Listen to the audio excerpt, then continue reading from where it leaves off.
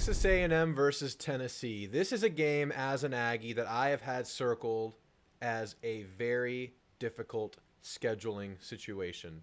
Texas A&M coming off of a brutal game versus Alabama at home, and Tennessee coming off a bye week following maybe their best feeling win of the year so far with the big night home game at Neyland Stadium, beating the South Carolina Gamecocks in a revenge game.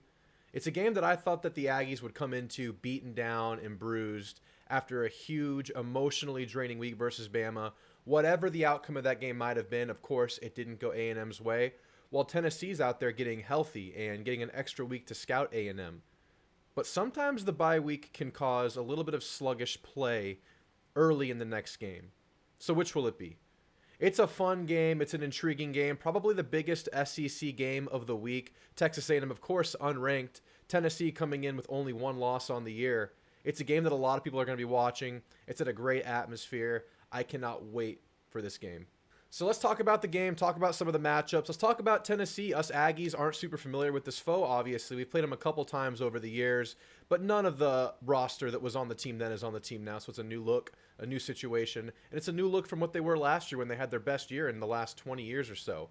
So let's talk about them. Let's talk about where A&M stands right now, a few days removed after the brutal loss to Bama, and then we'll talk about this matchup and give a score prediction at the end. But first, if you guys like this content, please consider subscribing. It helps me so much. It costs nothing to you. Just please click that button. I'm trying to grow this channel, bring more Aggies and opposing fans into the discussion, whether you're talking trash or just talking football. We have a lot of fun. And thank you to those that have been commenting for a while now, liking and supporting. Appreciate all of you.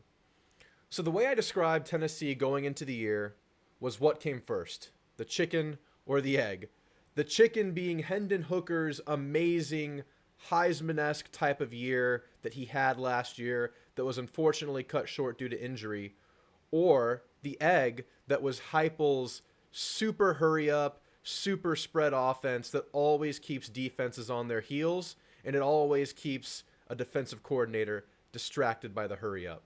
It's an interesting dynamic going into the year. I didn't know if Milton would be able to just go in there, pick things up the way they were last year, and just kind of run with the thing, just like Hendon Hooker did last year, or if it was going to have some bumps. It was going to have to work its way through some things. And it turns out, I think that was the case. Hendon Hooker was a special, special quarterback. And as good as Joe Milton is, he has all the raw talent in the world. He's not replicating what Hendon Hooker did last year. So Tennessee has kind of changed up their offense a little bit. Instead of going with that super hurry-up spread look, deep balls all the time, still willing to run the ball, they're leaning more on running the ball while still spreading you out, but they've slowed the tempo down a bit and only used that super speed in spurts.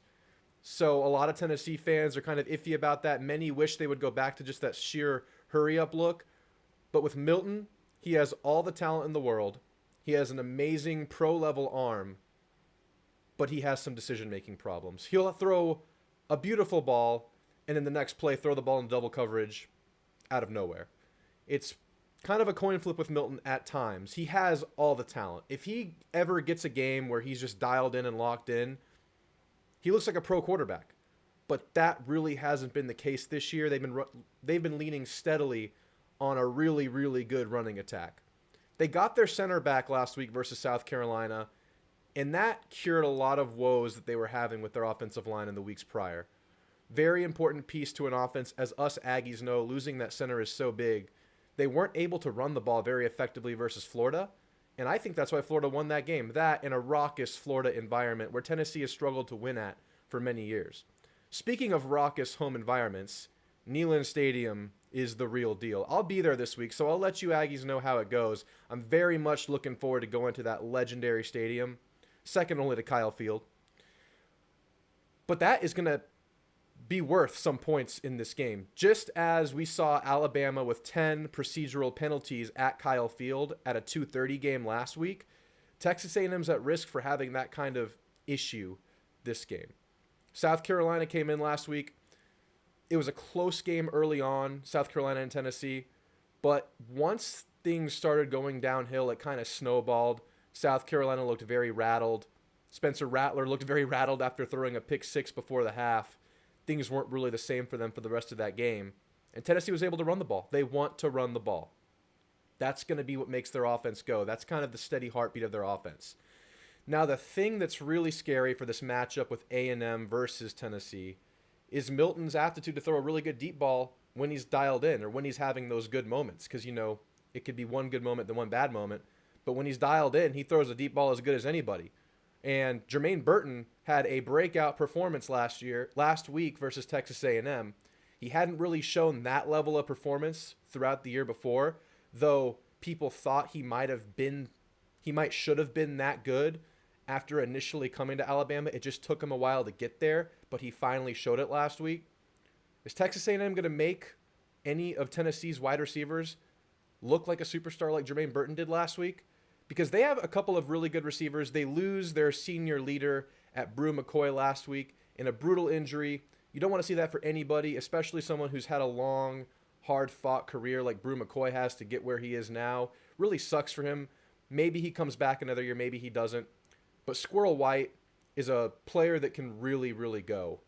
He's a slot-style receiver, maybe kind of like Anais. He can catch and run a little bit. I've seen him make some really good jump ball, contested grabs. He's a solid receiver. He hasn't scored on the year. He's itching to get into the end zone. They have a couple other guys, a couple of good tight ends, but they're going to use their running backs. They're going to use the short pass. They're going to use quick hitters to get the ball out in space. That's just what they do. It's going to happen a lot. Milton's really good on those quick hitters, just turn and pass, not having to read the defense for very long, and they utilize that quite a bit. So it's going to be really important for these corners to tackle well. A&M's corners and secondary have tackled pretty well throughout most of the year, but in the two losses, really, really big moments where they weren't able to tackle well. Once last week with Jermaine Burton on that slant for a touchdown, and then obviously versus Miami, tackling was a major issue. But aside from that, pretty good at tackling, poor on deep coverage, one-on-one coverage. It's been an issue. So they're going to run the ball. They're going to spread you out. A&M's not going to really be able to kind of stack the box with the nickel and the star and the safeties as much as they were before. Giving those blitz looks, whether they're blitzing or not, it really has been helping this defensive line out. It's going to be interesting to see how much pressure A&M is going to show, knowing that Tennessee is truly a sideline-to-sideline team. That's a very interesting dynamic. It'll be interesting to see where the pressure comes from. But us Aggies, the one thing we're ultra confident in is the level of play of this front seven. Even if they're spreading you out, we feel fairly confident that the front 6 or 7 alone can stymie a running attack. It's been that good this year. It's been night and day from last year. It's been a godsend to this team. The linebacker play, and of course, the defensive linemen coming into their own. Walter Nolan, Shamar Turner, McKinley Jackson, and Fadil Diggs. And now with Edger and Cooper having a career year, a breakout year, a money-making year, and the emergence of the young Torian York, who seems to just never really make mistakes, even though he's not making these huge plays, you feel really good about this front 6 or 7's ability to stop the run even when spread out. So if A&M can slow down their running attack, that bodes well. But if Milton's locked in and he's getting these receivers catchable balls in space on one-on-one situations, on DeBerry, confusing the safeties, obviously that's where we can run into trouble. I will say that what we saw from Milroe last week was borderline heroic. He was getting tackled, sacked, hurried, harassed, and beat up. But he stood firm and kept making plays down the stretch. Is Milton poised enough to have that kind of performance? Because A&M is going to get pressure at times in this game. Hopefully it's more consistent than it was versus Bama, with most of the pressure coming in the first half. Still showing some pressure in the second half, particularly coming out of halftime, but maybe slowing down towards the end of the game. Milroe able to withstand that pressure and keep making plays. I believe that A&M can rattle Milton more than Milroe, even at home. He doesn't seem as savvy of a quarterback. He has the raw skills, the raw talent, but I don't know if he has that gamesmanship that Milroe showed versus A&M. And here I am touting up Milroe. A&M made him look like a god. A&M made him look really good. But he also had a career freaking game that was super ballsy and impressive. Will Milton do that? Because I have some level of confidence that A&M can slow down their running attack, which will be huge for A&M's chances to win this game. It's going to be about the coverage on the outside, and it's going to be about Milton responding to that pressure. Milton does have a gimpy knee right now, and of course he had the bye week to get through that, but what we saw versus South Carolina was he was in a massive offensive lineman style brace, bigger than that even, on I believe his left knee. He's not able to cut as well, even though he was never really a shifty runner. He's more of a straight ahead downhill runner. If he finds a gap, he can hit it. He has a few steps to accelerate. He can leave you in the dust. We saw that versus, I believe, UTSA, the opening play of the game. He just outran the entire defense. Of course, A&M's going to bring more speed than that on defense, but I don't think he's going to be as mobile as he typically is. So that bodes well for A&M as well. Offensively for A&M, I do not believe they are very far off. I know they've only scored 20 points in the last 2 games. Both of the last 2 games having much more productive first halves than second halves. They just need to put a full game together. You're not going to see a defense like you saw versus Alabama ever again this year. It's not happening. It's not coming. Tennessee, in my opinion, has a notoriously underrated defense, though. Last year, very much middle of the pack in all of their numbers. However, they were running that super hurry-up offense, which just keeps that defense on the field for much longer. So maybe those are kind of skewed to look a little bit worse than what their actual skill level indicates. This year, they're slowing it down a little bit. So that helps their defense a little bit, gets them some rest, allows them to pin their ears back more when they're on the field. They had South Carolina under constant duress. But everyone's done that to South Carolina. I don't want to take too much away from Tennessee's defense, though, because they played a really good game against a really good quarterback versus South Carolina. But A&M's offensive line, and I know a lot of us Aggies have issue with the O-line, it's not where it needs to be if A&M wants to be where they want to be, but it's not a disaster. If you go back and watch any film from last year of Texas A&M, that's a disastrous offensive line. This offensive line went up against a better front seven last week. Max Johnson got kind of rattled throughout the game. The running backs didn't always take what was given. Those things can clean up this week, and you're not going to be going up against the front seven that you were against Alabama. I believe Texas A&M can get to 30 points this game. They haven't been able to the last 2 weeks, but A&M had mistakes in Arkansas and Auburn that they didn't have versus Bama, and if they keep those cleaned up, no procedural penalties in the red zone, they can score points on Tennessee, I believe. I believe that's on the table. I believe they can get to 30. A&M needs to get their playmakers involved. We saw Evan Stewart, I believe, only get 2 receptions versus Alabama. Aniyah Smith got involved a bit, but both of those guys need to touch the ball even more this game. Quick hitters, just get them the ball, however, whatever it takes, handing them the ball. Whatever you need to do to get those 2 guys the ball more, Texas A&M needs to do this game, and I think they can get into the 30s. Max Johnson needs to bounce back from 2 lackluster second halves. He didn't play well in the second half versus Arkansas. After throwing that pick 6, he seemed to kind of loosen up. He wasn't as locked in after that. He wasn't taking what was given. Same thing versus Alabama. He got beat up. He got hit several times early in the game and down the stretch, holding onto the ball, missing open receivers. A&M's offensive line has to help him out as well. But I don't think they're that far off. A&M almost beat Alabama, and of course, it's not a moral victory, but they're not far off, and that was the best defense you'll play all year. So this game is a major opportunity for both programs. Tennessee getting into the thick of their schedule with A&M, Alabama, Georgia, and Kentucky all looming. This is their last home game for a while. They really need to win this game going into those difficult road games.